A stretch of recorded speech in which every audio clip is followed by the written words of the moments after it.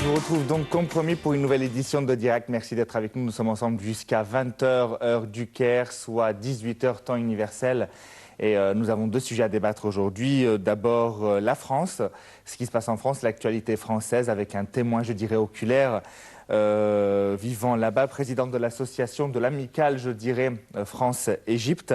Et nous allons parler de l'actualité au Moyen-Orient, plus précisément la Syrie et le Yémen, avec notre invité Tofia Klimondos, analyste politique.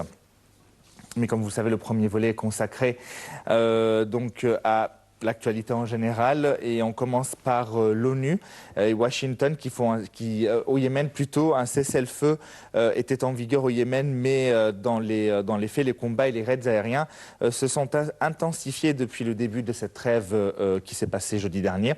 La situation s'est détériorée davantage dimanche avec une série de frappes aériennes contre les rebelles chiites houthis dans la capitale Sanaa. Plus de détails dans ce récit.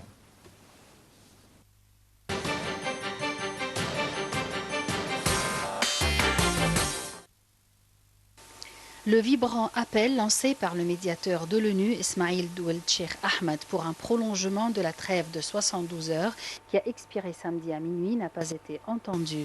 La situation s'est détériorée davantage dimanche avec une série de frappes aériennes contre les rebelles chiites houthis dans la capitale Sanaa et d'autres régions du pays.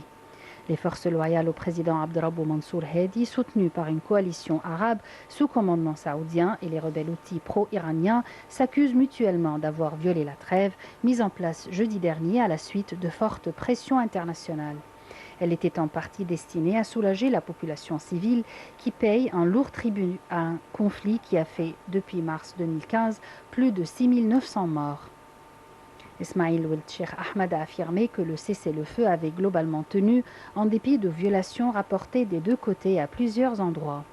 Cette comédie de trêve est destinée à détourner l'opinion publique internationale du massacre sauvage et criminel perpétré par l'Arabie saoudite et l'Amérique au Yémen, a dénoncé de son côté un haut responsable rebelle, Saleh al-Samad. Des frappes aériennes ont par ailleurs visé des positions militaires des rebelles et leurs alliés, des unités de l'armée restées fidèles à l'ex-président Ali Abdallah Saleh, selon des sources militaires, et les rebelles. Les avions de la coalition ont également ciblé des positions des rebelles ou des mouvements de leurs troupes dans les provinces de Ma'rib, Al-Jawf et Saada, ainsi que dans celle de Ta'iz, ont indiqué des sources militaires. Les pressions internationales exercées notamment par les États-Unis n'ont pas remis sur les rails jusqu'ici les pourparlers de paix en panne depuis l'échec début août de plus de 3 mois de négociations à Koweït sous l'égide de l'ONU.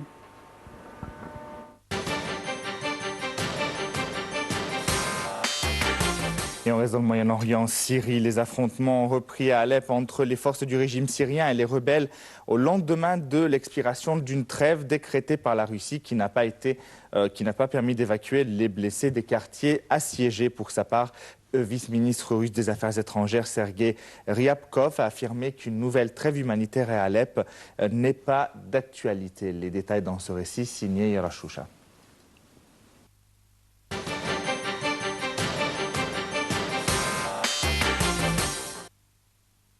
Une nouvelle trêve humanitaire à Alep, où les affrontements ont repris entre les forces du régime syrien et les rebelles, n'est pas d'actualité, a affirmé lundi le vice-ministre russe des Affaires étrangères, Sergei Ryabkov. Il a par ailleurs critiqué la position de la coalition internationale, assurant que celle-ci préférait critiquer Damas et Moscou plutôt qu'exercer réellement son influence sur l'opposition et les rebelles pour le maintien de cette trêve. Le porte-parole du Kremlin, Dmitri Peskov, a pour sa part déclaré que les tirs n'ont pas cessé ces derniers jours sur les points de contrôle et les couloirs humanitaires mis en place, notamment la route de Castello. 8 couloirs humanitaires établis pour permettre aux habitants et aux rebelles qui le souhaitaient de quitter les quartiers d'Alep-Est tenus par l'opposition sont restés quasiment déserts de jeudi matin à samedi soir. Le chef de la diplomatie russe, Sergei Lavrov, avait accusé jeudi les rebelles syriens d'empêcher les civils de quitter les quartiers d'Alep-Est. Ryabkov a par ailleurs estimé que les conditions ne sont pas réunies pour une nouvelle réunion ministérielle entre les chefs de la diplomatie américaine et russe sur la Syrie en raison de la proximité des élections présidentielles américaines début novembre. Peu après l'expiration de la trêve, les combats ont repris à Alep. Un déluge de roquettes et d'obus s'est abattu sur un quartier d'Alep-Ouest tenu par le gouvernement, tandis que des tirs d'artillerie et des frappes aériennes ont visé l'Est selon l'Observatoire syrien des droits de l'homme. L'ancienne capitale économique de la Syrie est divisée depuis 2012 entre des quartiers ouest tenus par le régime et des zones est contrôlées par les rebelles.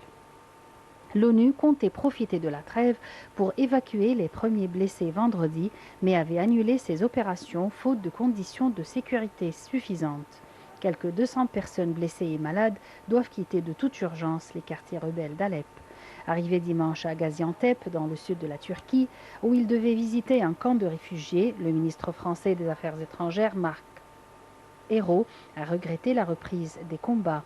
En visite en Irak, le secrétaire à la défense américain Ashton Carter a évoqué le lancement d'une opération d'isolement de Daesh dans son bastion syrien de Raqqa. Dimanche, la Maison-Blanche a par ailleurs condamné le recours aux armes chimiques en Syrie.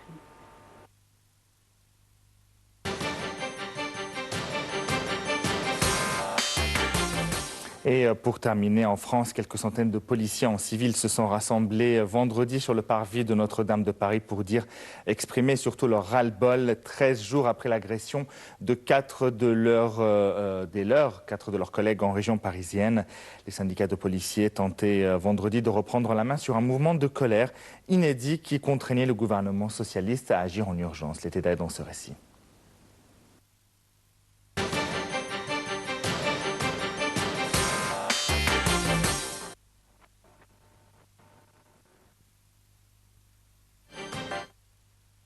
Le policier français réclamant plus de moyens ne faiblit pas au 8e jour du mouvement malgré le début de concertation et la rencontre prévue mercredi entre le président François Hollande et les syndicats contestés par la base. La mobilisation des policiers a continué dimanche avec des manifestations dans plusieurs villes comme Marseille, Nice et Nancy. Des policiers ont prévu de se rassembler à nouveau lundi soir à Paris. Écœurés par une attaque au cocktail Molotov ayant visé 4 de leurs collègues le 8 octobre en banlieue parisienne, après une année éprouvante sous le régime de l'état d'urgence lié à la vague d'attentats, les policiers réclament plus d'effectifs et de moyens matériels et des peines sévères pour leurs agresseurs. Les 2 policiers grièvement brûlés lors de cette attaque sont désormais hors de danger, mais le traitement de leurs séquelles va être très long, a indiqué lundi un médecin de l'hôpital parisien, où l'un d'entre eux est toujours hospitalisé. Les protestataires ont lancé un nouvel appel à se rassembler mercredi devant l'Assemblée nationale, juste avant que le président socialiste reçoive les organisations syndicales. Débordés par ce mouvement sur lequel ils tentent de reprendre la main, les syndicats ont lancé de leur côté un appel à se rassembler mardi à la mi-journée devant les tribunaux de France. En tête des revendications des syndicats, la révision du cadre juridique d'emploi des armes et la mise en place de peines planchées pour les agresseurs, créées par la droite et supprimées par la gauche. Lundi ont débuté dans toute la France des réunions de concertation entre la hiérarchie policière, les autorités locales et le personnel policier. Le ministre de l'Intérieur, Bernard Cazeneuve, accompagné du patron des policiers, a participé à l'une d'entre elles dans la matinée à Rouen. Depuis le début de la mobilisation, le gouvernement s'emploie à apaiser la colère et les critiques de l'opposition de droite à